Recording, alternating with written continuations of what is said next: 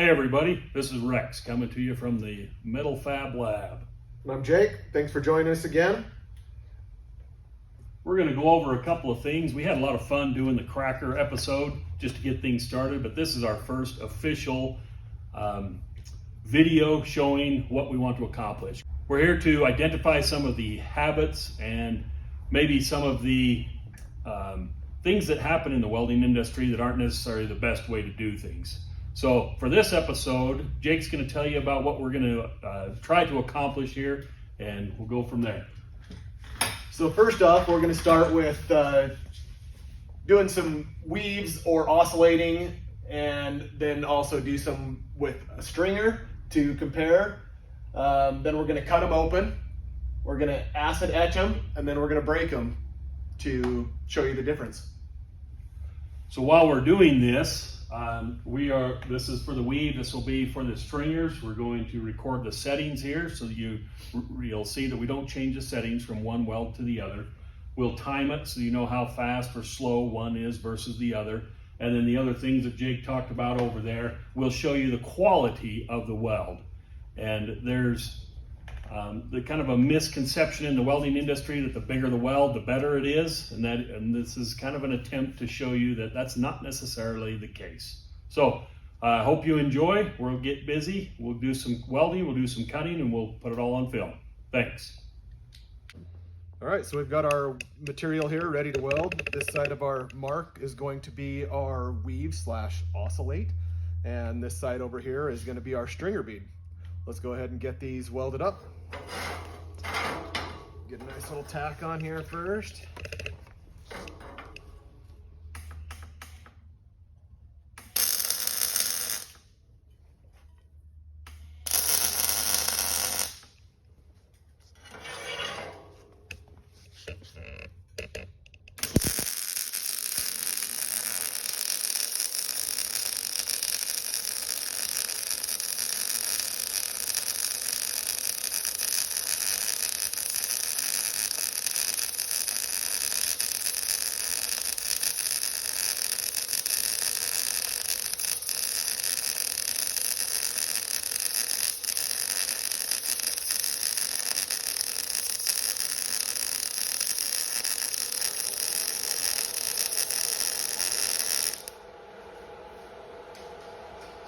So Jake, what was that one? Is that the weave or was That's our weave.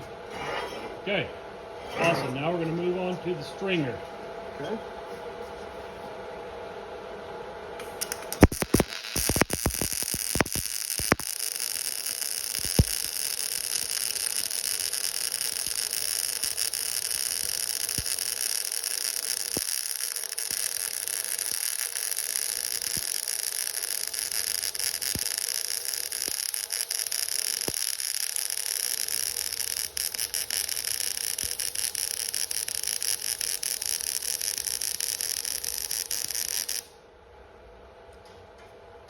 There's our stringer.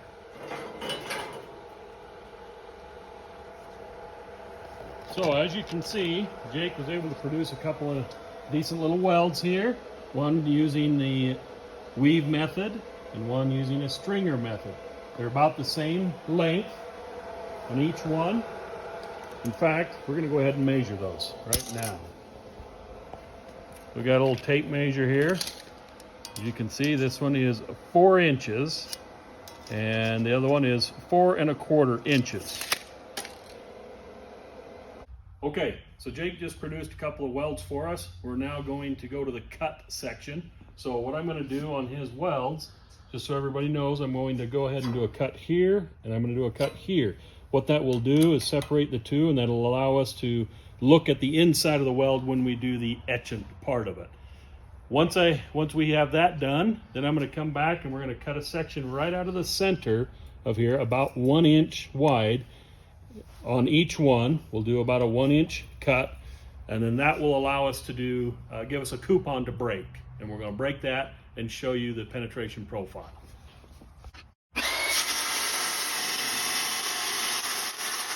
Okay, we've got the coupons cut. I'm now going to polish them. I'm just using a 4.5 inch grinder with a flapper wheel. The flapper wheel for the first go around is going to be a 60 grit, and then I'm going to go to 120 grit just to give it a little bit of a shine, and then we'll put some acid etch on there. It'll really bring out the difference between the steel and the weld itself. So let's get her cleaned up.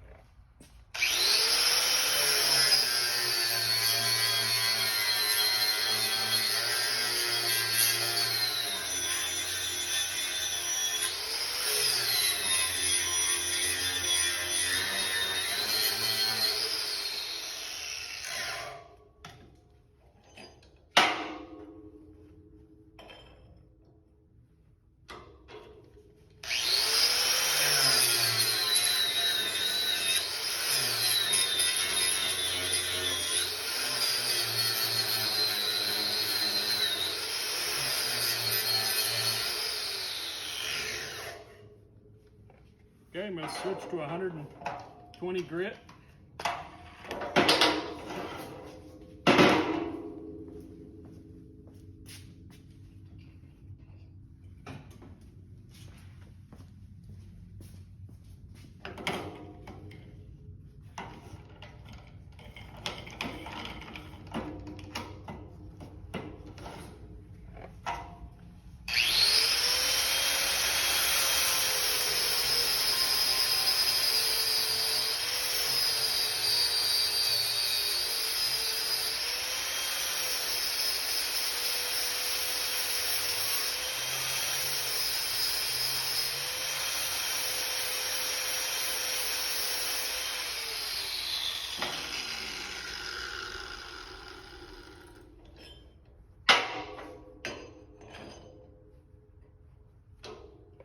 When you're polishing this, just use a really light pressure. You're not trying to grind the weld off. You're just trying to make it smooth and nice. That will allow the acid etch to work a little bit better.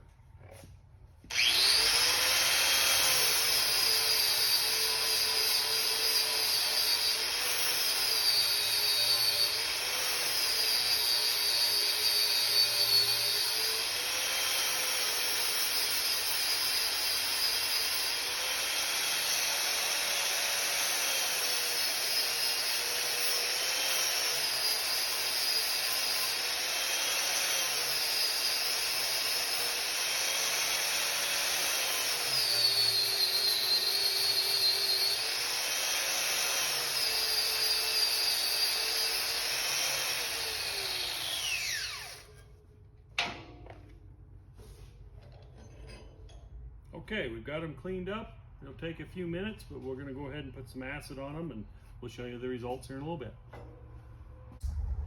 All right, I'm just going to go ahead and put a little bit of acid solution on. Just coat the area.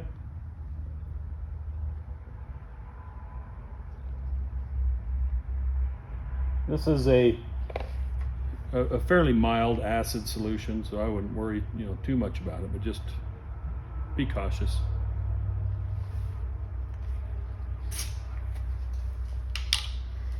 And we let it sit for just a minute or two, and you wash it off with some cool, clean water, and you will be able to see the weld nuggets. Okay, we've done the cut, we've done the etch. Etch is curing right now. We'll show you the results of that in just a little bit. Figured we'd take a moment and go ahead and break these two. So the first one I'm going to break, the coupon is 1 inch wide, and this is the weave technique. So we're going to go ahead and attempt to break it. Did not take much to break it. Okay, now we'll go ahead and put the stringer in. We'll do the same thing. This isn't super scientific, but it gives you a really good idea which one's going to be stronger, which one won't be.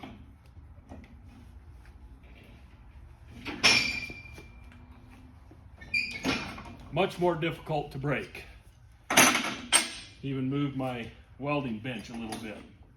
So, a couple of things to note. I'm going to set these right here. Jake's going to zoom in on it. As you can see, this one right here almost looks like a sawtooth. That's the penetration profile that we don't want. There's a little bit of deflection in the base metal right here. You can see it's got a little bend to it. This is the stringer bead. Notice it's all weld metal. right? Nice and smooth and even, but look how much more deflection we got in the base metal just from breaking that. So the difference in the size, remember this weave took a little over a minute to produce. The stringer took 28 seconds to produce, same length. So as you can see, hopefully from this conclusion, that the stringer in this particular case is holding up a little bit better. We'll show you some other things here in a minute. Okay, we've got a couple of samples done. The etchant took very well. Hopefully you'll be able to see it on the camera. I'm going to show that to you right now. Okay, here's the results on our etched coupons.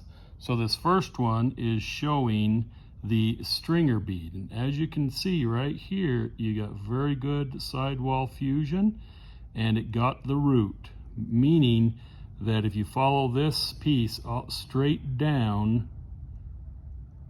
it was able to penetrate into the root, which is what helped it to be a stronger weld when we were doing the break test. Now, moving over here to the weave. As you can see on the weave, it was not quite as, you just didn't get the penetration. Got some pretty decent sidewall fusion up here and down here, but as you can see, there's a hole right there in the root, and it continues all the way across the plate. So not only did we not get the root, but there's a nice void all the way through the weld, all the way down it, which is why it was much easier to break when I did that in the vise. Now here's one that I did previously, and it's maybe a little bit easier to see, but you can see that big hole in there as well. A little bit larger weld bead itself, still doesn't matter. That bigger weld bead, if you miss the root, it is going to be a weaker weld. And the same thing over here, you can see that we got very good penetration into the root with just a stringer. Again, the same exact settings on these two, and same exact settings on this one and this one. So hope that this was somewhat informative. We're going to do a wrap up here in just a minute, kind of recap all the things that we have showed you today. Okay, just wanted to recap everything that we've done today. It's been a lot of fun doing it. Hopefully you'll enjoy the conclusion. So we produced a weave versus a stringer. That was the welding part. We cut them apart.